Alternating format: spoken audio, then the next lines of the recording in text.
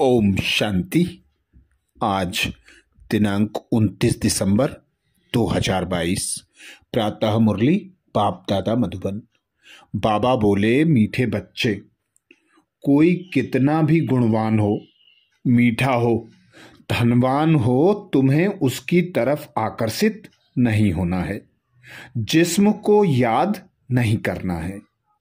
बाबा कहते, मीठे बच्चे, कोई कितना भी गुणवान हो, मीठा हो, धनवान हो, तुम्हें उसकी तरफ आकर्षित नहीं होना है। जिस्म को याद नहीं करना है। अर्थात स्वयं विदेही बाप पिता परमात्मा आते हम बच्चों को विदेही बनाने के लिए। बाबा सदा हम बच्चों को श्रीमत देते, देही अभिमानी होकर रहो, देह भान को छोड़ो, देह के संबंधों को भूलो, एक बाप से सर्व संबंधों की अनुभूति करो, एक बाप से सर्व प्राप्तियां करो। किसी के गुण तथा विशेषताओं को देखकर उसकी ओर आकर्षित या प्रभावित न हो, क्योंकि उसे जो विशेषताएं मिली हैं, जो गुण मिले हैं, जो उसे धन दौलत मिली है, वह सब देने वाला एक पिता परमात्मा है। तो वही देने वाला भाग्य विधाता दाता परम पिता परमात्मा आज हमारे सम्मुख है और हमें सर्व प्राप्तियों से संपन्न बना रहा है। तो बाबा कहते, देह तथा देह के संबंधों को भूल, एक पिता परमात्मा को याद करो। याद से ही तुम्हारे विकर्म विनाश होंगे, याद से ही तुम पतित से पावन बनेंगे और बाबा जो सुनाते हैं, जो श्रीमत देते हैं, उस पर चलकर तुम सर्व प्राप्तियों से संपन्न बन जाओगे। इसीलिए बाबा कहते हैं, आत्म अभिमानी बनो और बाप को याद करो। कोई भी जिस्मानी याद नहीं रहनी चाहिए। तुम आत्मा हो। मनुष्य भल कितना भी अच्छा हो, धनवान हो, मीठा हो, तो भी देहधारी को याद नहीं करना है। एक पिता परमात्मा को ही याद करना है। कोई साहूकार का बच्चा होगा तो बाप को ही याद करेगा। तो हम बच्चों को एक बाबा की याद से ही सर्व प्राप्तियों से संपन्न बनना है। प्रश्न किया बाबा ने, जिन बच्चों को नॉलेज मिली है उनके मुख से बाप प्रति कौन से मीठे बोल निकलते हैं? जिन बच्चों को नॉलेज मिली है उनके मुख से बाप के प्रति कौन से मीठे बोल निकलते हैं? उत्तर में बाबा कहते, ओहो बाबा, आपने हमें जियेदान दे दिया। मीठे बाबा, आपने हमें सृष्टि के आदि मध्य अंत की नॉलेज देकर सर्व दुखों से छुड़ा दिया। तो कितनी शुक्रिया निकलनी चाहिए। अर्थात जो नॉलेजफुल बच्चे हैं, जो बाबा के मुख से नॉलेज लेते हैं और नॉलेजफुल बनते हैं, वे सदा बाबा की प्राप्तियों को स्मृति में रखेंगे, बाबा को याद करेंगे, बाबा का सदा शुक्रिया करते रहेंगे। अगला प्रश्न किया बाबा ने, अंत के समय बाप के सिवाय किसी में भी रग ना जाए, उसके लिए क्या करना चाहिए? अंत के समय बाप के सिवाय किसी में भी रग ना जाए, उसके लिए क्या करना चाहिए? उत्तर में बाबा समझाते, बाबा कहे, बच्चे, कोई भी चीज लोभ के वश अपने पास एक्स्ट्रा नहीं रखनी है। एक्स्ट्रा रखेंगे तो उसमें रग जाएगी, बाप की याद भूल जाएगी। अर्थात लोभ, मोह, अहंकार, काम, क्रोध से मुक्त कराने के लिए बाबा आया है। तो बाबा कहते, कोई भी विकार का अंश ना हो। लोभवश बच्चे कई वस्तुएं रख लेते हैं, कई पैसों के वशीभूत हो जाते हैं, कई एक्स्ट्रा चीजें अपने पास रखते हैं। तो बाबा कहते यदि अंत समय में कोई भी एक्स्ट्रा चीज पास में होगी तो उसमें रख जाएगी, बाबा की याद भूल जाएगी।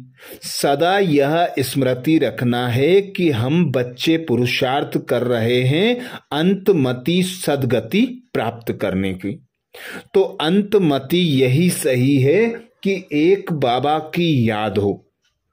तो बाबा को याद करते करते ही इस तन से प्राण निकले तो ही गति सद्गति हो पाएगी। गीत सुनाया बाबा ने, धीरज धर मनुआ सुख के दिन आए के आए। धीरज धर मनुआ सुख के दिन आए के आए। ओम शांति। बच्चों को धीरज कौन दे रहा है? बच्चों की बुद्धि झट बेहद के बाप की तरफ चली जाती है। सो भी सिर्फ इस समय ही तुम बच्चों की बुद्धि जाती है। यूं तो बेहद की बाप के तरफ बहुतों की बुद्धि जाती है, परंतु उन्हों को ये मालूम नहीं है कि यह संगम युग है। बाप आया हुआ है, सबको एक ही बार पता तो नहीं पड़ सकता। बाबा कहते बाप आया हुआ है, सबको एक ही बार पता तो नहीं पड़ सकता। बच्चे बाप का बने तो मालूम पड़े। अब तुम बच्चों ने बाप को जाना है, जानते हो बाबा आया हुआ है, बेहद का वर्षा दे रहे हैं। जो 5000 वर्ष पहले तुमको दिया था वह आते ही हैं बच्चों को बेहद स्वर्ग का वर्षा देने लिए। वह बेहद का बाप होते हुए फिर पढ़ाते भी हैं। भगवान यानी बाप, फिर भगवानुवाच अर्थात पढ़ाते हैं। पढ़ाते क्या है यह भी तुम बच्चे समझते हो। हम बाप के सम्मुख बैठे हैं। बाबा कोई शास्त्र तो पढ़ा हुआ नहीं है, यह दादा पढ़ा हुआ है। उनको कहा ही जाता है ज्ञान का सागर, अलमाइटी अथॉरिटी। खुद भी कहते हैं मैं सभी वेदों शास्त्रों आदि को अच्छी रीति जानता हूं।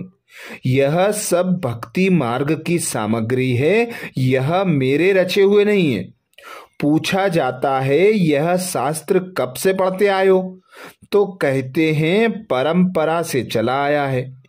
बाप कहते हैं मेरे को तो कोई पढ़ाने वाला नहीं है, ना मेरा कोई बाप है, और सब गर्भ में प्रवेश करते हैं, माता की परवरिश लेते हैं। मैं तो गर्भ में आता ही नहीं हूं जो माता की परवरिश लूं। मनुष्य की आत्मा गर्भ में जाती है। सतयुग में लक्ष्मी नारायण ने भी तो गर्भ से जन्म लिया, तो यह भी मनुष्य ठहरे। मैं तो इस शरीर में आकर प्रवेश करता हूं ड्रामा प्लान अनुसार कल्प पहले मुआफिक। यह अक्षर और कोई जानते नहीं। कल्प की आयु का ही किसको पता नहीं, बाप ही बैठ समझाते हैं। मैं तुम्हारा बाप भी हूं, शिक्षक भी हूं, सदगुरु भी हूं। तुम जानते हो यह बाबा मिल्कियत देने वाला है। बाबा स्वर्ग की बादशाही देने आया है, नरक की राजाई थोड़े ही देंगे। यह बुद्धि में रहना चाहिए कि बेहद का बाप हमको राजयोग सिखला रहे हैं। बाप स्वर्ग की स्थापना करने वाला है। कहते हैं मेरी मत पर चलो, मैं तुमको स्वर्ग का मालिक बनाता हूं। फिर द्वापर से तुम रावण की मत पर चलते हो। सतयुग में तो कोई मनुष्य की मत गति सदगति के लिए मिलती नहीं, न दरकार है। कलयुग में बाबा कहते कलयुग में सब गति सदगति के लिए मत मांगते हैं। जानते हैं हम कोई समय स्वर्ग में थे, पावन थे, तब तो पुकारते हैं हे पतित पावन, हे सदगति दाता, हमको सदगति दो। सतयुग में यह रड़ी नहीं मारी जाती। अब तुम जानते हो बाबा आया हुआ है। बहुत सरलता से राजयोग और सहज ज्ञान की मत देते हैं। उनकी श्रीमत है, ऊंचे थे ऊंचा है भगवान, उनसे ऊंचा कोई नहीं है। और वह हमारा रूहानी बाप है। रूहानी फादर होने के कारण वह रूहों को ही ज्ञान देते हैं। जिस्मानी फादर होने से बच्चे जिस्मानी नॉलेज उठाते हैं। इसलिए बाप कहते हैं आत्म अभिमानी बनो और बाप को याद करो। कोई भी जिस्मानी याद नहीं रहनी चाहिए। तुम आत्मा हो। मनुष्य भल कितना भी अच्छा हो, धनवान हो, मीठा हो, तो भी देहधारी को याद नहीं करना है। एक परम पिता परमात्मा को याद करना है। कोई साहूकार का बच्चा होगा तो बाप को ही याद करेगा। गांधी को व शास्त्री आदि को थोड़े ही याद करेगा। सबसे जास्ती याद परम पिता परमात्मा को करते हैं। फिर कोई लक्ष्मी नारायण को, कोई राधे कृष्ण को भी याद करते हैं। समझते हैं यह होकर गए हैं। उन्हों की हिस्ट्री ज्योग्राफी भी है। ऊंचे थे ऊंचा है बाप, वह फिर आएगा जरूर। वर्ल्ड की हिस्ट्री ज्योग्राफी रिपीट होगी। कलयुग के बाद फिर सतयुग आएगा। परंतु यह सिवाय तुम बच्चों के और किसको भी मालूम ही नहीं है। सिर्फ कहने मात्र कहते हैं हिस्ट्री ज्योग्राफी रिपीट, समझते कुछ भी नहीं। पहले तुम भी ऐसे थे, समझते थे बरोबर लक्ष्मी नारायण का राज्य था।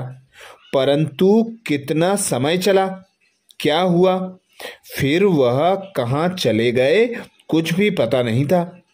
अभी भी नंबर 1 अच्छी, बाबा कहते अभी भी नंबरवार अच्छी रीति धारण कर श्रीमत पर चलते हो, यह भी ठीक है। मनसा वाचा कर्मणा मदद देते हो। ज्ञान और योग की मदद से बहुतों का कल्याण करेंगे। तुम शक्ति सेना डबल अहिंसक हो। तुम्हारे में कोई भी हिंसा नहीं है। तुम किसको भी दुख नहीं देते हो। हिंसा अर्थात दुख देना, घूसा मारना, तलवार चलाना व काम कटारी चलाना, यह सब दुख देना है। कोई भी प्रकार का दुख नहीं देते हो, इसलिए अहिंसा परमो धर्म कहा जाता है। मनुष्य तो सब हिंसा करते हैं, है ही रावण राज्य। मनुष्यों ने तो श्री कृष्ण के चरित्र में भी हिंसा दिखा दी है। तुम बच्चे जानते हो श्री कृष्ण तो राजकुमार था। उनके ऐसे चरित्र व जीवन की कहानी की बात ही नहीं। चरित्र है ही ईश्वर के। वही रत्नाकर सौदागर, ज्ञान का सागर जादूगर है। वही रत्नागर सौदागर, ज्ञान का सागर जादूगर है। अरे निराकार परमात्मा फिर सौदा कैसे करेगा? सौदागर तो मनुष्य होगा ना। इन सब बातों को तुम जानते हो, तो कैसे सौदागर और रत्नागर हैं? उनको सब क्यों याद करते हैं? हे पतित पावन, सर्व के सदगति दाता, दुख हरता सुख करता। महिमा भी एक की ही है। यह महिमा ना तो सूक्ष्म वतनवासी ना स्थूल वतनवासी की हो सकती है। यह महिमा है मूल वतनवासी की। ऊंचे थे ऊंच है बाप। हर आत्माएं उनके बच्चे हैं। हम सब नंबरवार पार्ट बजाने आते हैं। बाप कहते हैं यह जो नॉलेज तुमको सुनाता हूं, यह प्रायः लोप हो जाती है। वह गीताएं तो ढेर है, फिर भी पुरानी गीताएं निकलेंगी। तुम्हारे कागज थोड़े ही निकलेंगे। गीता बहुत भाषाओं में है। ऊंचे ते ऊंची गीता है, परंतु सब बनाई है मनुष्यों ने। यथार्थ तो है नहीं, इसलिए सब अंधेरे में है। तब गाया जाता है ज्ञान सूर्य प्रकटा, अज्ञान अंधेर विनाश। इस समय सूर्य की महिमा नहीं, ज्ञान सूर्य की महिमा है। यह सूर्य धूप देता, सागर पानी देता, उनके नाम इनके नाम उन पर लगा दिए हैं। ज्ञान सागर को ही ज्ञान सूर्य कहते हैं। बाबा कहते, तुम जानते हो हमारा अंधियारा अब दूर हो गया है। सृष्टि के आदि मध्य अंत को ही बाबा कहते, तुम ही जानते हो। जब रचयिता के पार्ट को जानते हो तो औरों के पार्ट को भी जरूर जानते होंगे। तुमको नॉलेज मिल रही है, तुम जानते हो यह बाबा बहुत प्यारा है। हमको जीदान देते हैं, दुख से छुड़ाते हैं, काल के चंबे से छुड़ाते हैं, कोई मरने से बच जाते हैं। कहते हैं डॉक्टर ने जीदान दिया, तुमको तो एक ही बार ऐसा जीदान मिलता है जो तुम कभी बीमार नहीं होंगे। फिर यह नहीं कहना पड़ेगा कि फलाने ने जीदान दिया। यह बिल्कुल नई बात है। अभी तुम जीते जी बाप के बने हो। कोई फिर माया रावण, बाबा कहते, कोई को फिर माया रावण अपनी तरफ खींच लेती है। उसे कहेंगे रावण रूपी काल खा गया। ईश्वरीय गोद में आकर फिर बदलकर आसुरी गोद में चले जाते हैं। काल ने नहीं खाया, परंतु जीते जी ईश्वर के बने, फिर जीते जी रावण के बन पड़ते हैं। यहाँ धर्मात्मा बने, फिर वहां जाकर अधर्मी बन जाते हैं। यहाँ संगम पर धर्म का राज्य है, वहां अधर्म का राज्य है। सतयुग में है ही एक धर्म, कलयुग में है, बाबा कहते, अधर्म का राज्य, कौरव राज्य। बाबा कहते, पांडवों के साथ कहते हैं श्री कृष्ण थे, तुम्हारे साथ तो शिव बाबा है। जुआ की बात नहीं, राजाई ना कौरवों की है ना पांडवों की है। बाप आकर धर्म का राज्य स्थापन करते हैं, चाहते भी हैं राम राज्य हो। हम स्वर्गवासी बने, अर्थात यह नरक है, परंतु किसको सीधा नरकवासी कहें तो बिगड़ पड़ते हैं। बाप बैठ बच्चों को समझाते हैं, बेहद का बाप निराकार है। बेहद के बाप को ही भगवान कहा जाता है। हद के बाप को भगवान थोड़े ही कहेंगे। श्री कृष्ण को थोड़े ही रत ज्ञान सागर पतित पावन कहेंगे। उनकी महिमा सिर्फ तुम ब्राह्मण जानते हो। तुमको बाप आकर आप समान बनाते हैं। बाप भी जानते हैं, तुम बच्चे भी जान जाते हो।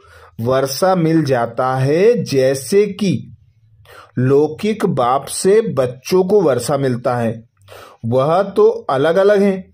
यहां तुम समझते हो हम बेहद के बाप से वर्षा पा रहे हैं। ऐसी कोई स्कूल व सत्संग होगा नहीं जहां सब कहें हम बेहद के बाप से वर्षा लेने आए हैं। यहाँ बाप राजयोग सिखलाते हैं, कहते हैं तुम नर से नारायण बनेंगे, सो जरूर संगम युग अर्थात कलयुग अंत और सतयुग आदि का संगम होगा, तब तो तुम पुरुषार्थ कर नर से नारायण बनेंगे। यह राजयोग बाबा सिखला रहे हैं, नर से नारायण, नारी से लक्ष्मी बनने के लिए। नर नारायण का मंदिर भी बनाते हैं, उनको 4 भुजाएं देते हैं क्योंकि साथ में है। नारी लक्ष्मी का फिर मंदिर नहीं है। नारी लक्ष्मी को दीप माला पर बुलाते हैं, उनको महालक्ष्मी कहते हैं। तुम लक्ष्मी की मूर्ति 4 भुजाओं के सिवाय नहीं देखेंगे। जिनको पूछते हैं यह युगल विष्णु का रूप है, इसलिए 4 भुजाएं दी हैं। यह सब बातें बाप ही आकर समझाते हैं। मनुष्य तो कुछ भी जानते नहीं, भगवान को ढूंढते रहते हैं, धक्का खाते रहते हैं।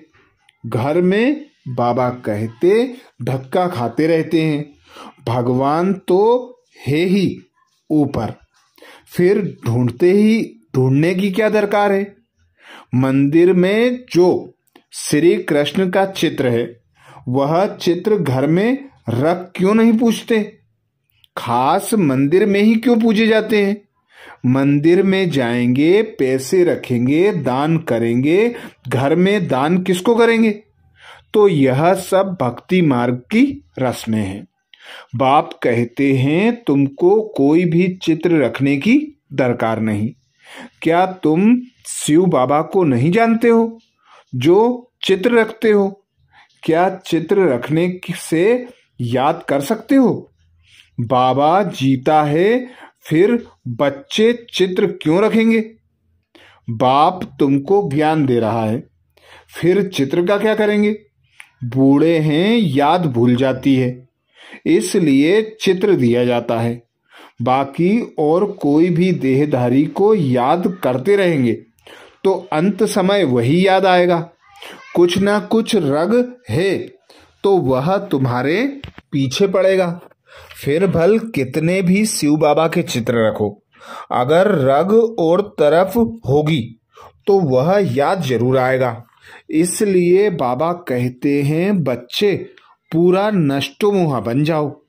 किसी भी चीज में मोह होगा, 2-4 जोड़ी जूते होंगे तो वह याद आएंगे। इसलिए कहा जाता है ज्यादा कोई भी वस्तुएं नहीं रखो, नहीं तो बुद्धि उनमें जाएगी। सिवाय बाप के और कोई को याद ना करो। लोभ होता है ना, हम अच्छे अच्छे वस्त्र रखें, 2-4 जूते रखें, घड़ी रखें, थोड़े पैसे रखेंगे तो वह याद आएगा। बाबा को मालूम होना चाहिए तुम्हारे पास क्या रखा है। वास्तव में तुमको कुछ भी रखना नहीं है, जो मिलता है वही रखना है। एक बाप के सिवाय और कुछ भी याद ना रहे, इतनी प्रैक्टिस करनी है, तब ही विश्व के मालिक बनेंगे। यह कोई नहीं समझते कि राधे कृष्ण विश्व के मालिक थे, सिर्फ कहते हैं भारत में राज्य करके गए हैं। जमुना के कंठे पर इनके महल थे, परंतु वह सारे विश्व के मालिक थे। वह सिर्फ तुम्हारी बुद्धि में है। बेहद का बाप बेहद का मालिक बनाने आया है। प्रजा और राजा में फर्क बहुत है। यहाँ तुम नर से नारायण बनने आए हो तो पूरा फॉलो करो। फकीर से अमीर बनना है, इतना पुरुषार्थ करना चाहिए, खुशी से पढ़ना चाहिए। अच्छा, मीठे मीठे सिकिलते बच्चों प्रति माता पिता बाप दादा का याद प्यार और गुड मॉर्निंग। रूहानी बाप की रूहानी बच्चों को नमस्ते। हम सब रूहानी बच्चों की रूहानी माता पिता बाप दादा को याद प्यार गुड मॉर्निंग और नमस्ते। धारणा के लिए मुख्य सार में बाबा बोले, पहली पॉइंट, ज्ञान योग से सबको मदद करनी है। डबल अहिंसक बनना है, किसी को भी दुख नहीं देना है। ज्ञान योग से सबको मदद करनी है, डबल अहिंसक बनना है, किसी को भी दुख नहीं देना है। दूसरी पॉइंट बाबा कहते नष्टोमोहा बनना है, किसी भी चीज में बुद्धि की रग नहीं रखनी है। एक बाप की याद सदा रहे, इसकी प्रैक्टिस करनी है। नष्टो मुहा बनना है, किसी भी चीज में बुद्धि की रग नहीं रखनी है। एक बाप की याद रहे, इसकी प्रैक्टिस करनी है। वरदान दिया बाबा ने। वरदान में बाबा कहते ब्राह्मण जीवन में याद और सेवा के आधार द्वारा शक्तिशाली बनने वाले मायाजीत भाव। ब्राह्मण जीवन में याद और सेवा के आधार द्वारा शक्तिशाली बनने वाले मायाजीत भाव। डिटेल में बाबा कहते ब्राह्मण जीवन का आधार है याद और सेवा। अगर याद और सेवा का आधार कमजोर है तो ब्राह्मण जीवन कभी तेज चलेगा, कभी ढीला चलेगा। कोई सहयोग मिले, कोई साथ मिले, कोई सरकमस्टांस मिले तो चलेंगे, नहीं तो ढीले हो जाएंगे। इसलिए याद और सेवा दोनों में तीव्रता चाहिए, तीव्र गति चाहिए। याद और निस्वार्थ सेवा है तो मायाजीत बनना बहुत सहज है, फिर हर कर्म में विजयी दिखाई देगी। स्लोगन में बाबा कहते, विघ्न विनाशक वही बनता है जो सर्व शक्तियों से संपन्न है। विघ्न विनाशक वही बनता है जो सर्व शक्तियों से संपन्न है। अच्छा, तो ये थे बाबा के महावाक्य। ओम शांति।